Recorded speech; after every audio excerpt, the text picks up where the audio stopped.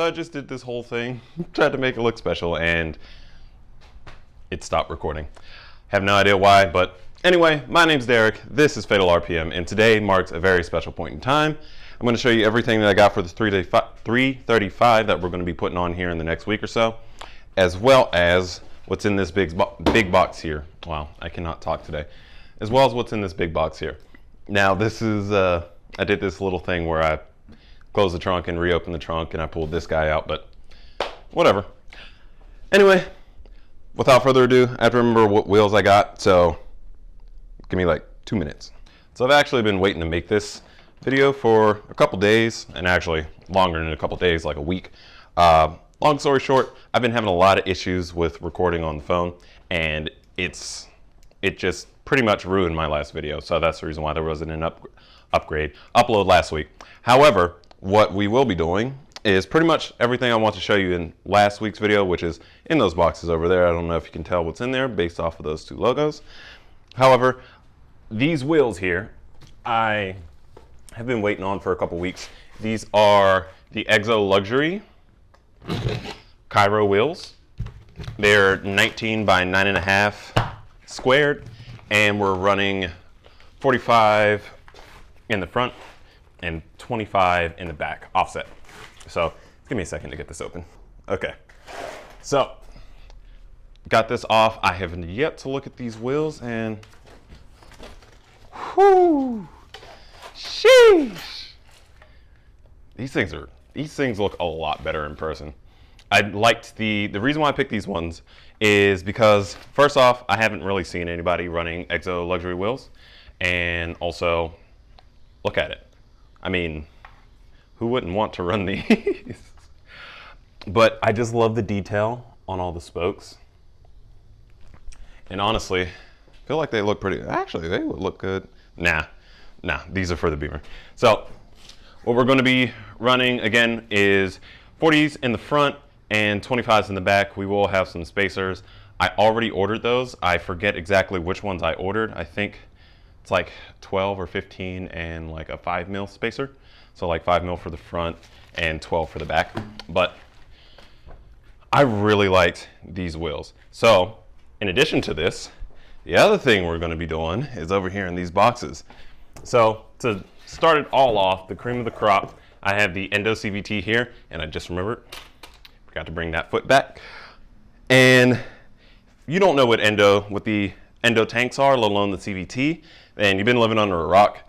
But the AccuAir Endo CVT has the compressor and the valves built into the tank. This is the quietest thing on the market. It is also one of the things that cause a lot of issues, as what I've seen. However, I'm willing to work with it, try to fix it, whatever else I want to do. So this one here is the 5-gallon tank. For what I wanted to do, I needed a smaller tank. However, I could only find this in the 5-gallon tank. So I'm going to have to work with that for now until I can find a 3-gallon tank and then transfer everything from inside of this guy over to the 3-gallon tank. In addition to that, we have the Airlift Performance front and rear set under this. The rear set does not have the shocks, and the reason why is because for the kit with the shocks, it was an extra $400. And the reason why you need to get new shocks for the rear is because it does not work with the stock ones on either the E90, E92, 91, 93s, all those 335s. And it only works with the M3s. So I went ahead and ordered some Bilstein M3 shocks for the rear. So we got these, of which we'll be getting it installed on the car. I think I'm gonna be doing this in the next video. I can't install the wheels yet. I would love to have done this all in one video. However, I do not have my studs. So we need to go with a stud conversion kit. Time to get to the big box. All right, so this was already partially open because they wanted me to open it whenever I got it just to make sure that none of the parts or anything was damaged. What we have here is from JP Fiberglass for the Z31. I gotta remember how I put this stuff back in this box. And this is the, I think it's the Daytona Widebody. It's kind of Rocket Bunny inspired. This is the first front over fender. So you can see it has that kind of quintessential Rocket Bunny look. Now, we will be doing something a little different with these guys. Be putting my little touch on it. I'm not sure of everything I want to change on it, but we are going to have to do a little bit of body work to these things. They aren't what you would call perfect. You can see these are the rivets on there. This one also has a crack here in the center, but I mean, shipping, it shipped from Puerto Rico, I think. But this is the other front fender, and we'll go ahead and mock this up on the car. I don't have any tape or anything to hold it up, but I do want to hold it up to the car to see what it looks like. This is the first part of the rear, and how these work is, this is the rear fender, that's the door. So this goes on the door and yeah, hooks up like that. 2 side skirts. I'm still waiting on the bumper pieces. I'm still waiting on both the front and rear bumpers. Should be here later on this week. But for now, this is what we got. So I'm gonna try and fit this on the car and see how it looks. I'll get back to you.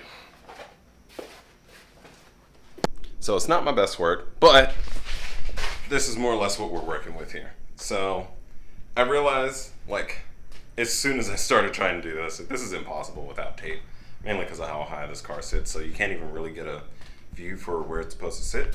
But I'll pop a picture up right there so you can see how it kind of is supposed to work. However, that's the only piece that kind of sat in place, and that's not even really how it's supposed to sit. But as for visualization, you can see that's not how it sits at all. Something that I did notice, though, as far as like just the overall quality, it's not terrible. It's not great, but it's not terrible. But I mean, it is a rather inexpensive kit, so there's that. But it's going to take a little bit to get this thing on here. I probably won't start this until the beginning of September because I have a lot of stuff going until the end of the month, and I won't really have time to do this. However, things are going to get started soon on here. This will be done. This build will be getting started on here very, very, very soon. I'm still waiting on stuff for it, as I've made that painfully clear. However, we'll be getting started on this. We'll be getting started on this here pretty soon. The other thing I wanted to show was this guy. So this has been my little passion project for the better part of 3 or 4 days. It's a mount for the ECU Plus or the eConnect Plus from AccuAir, and it's 3D printed.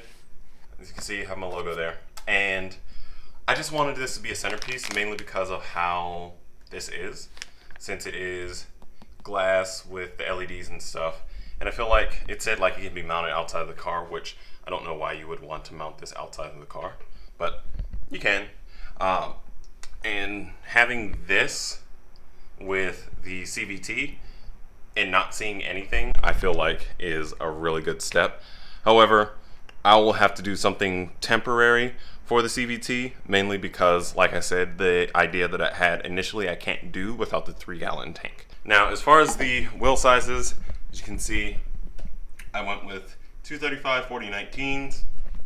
These are just some rather decently rated all-season tires.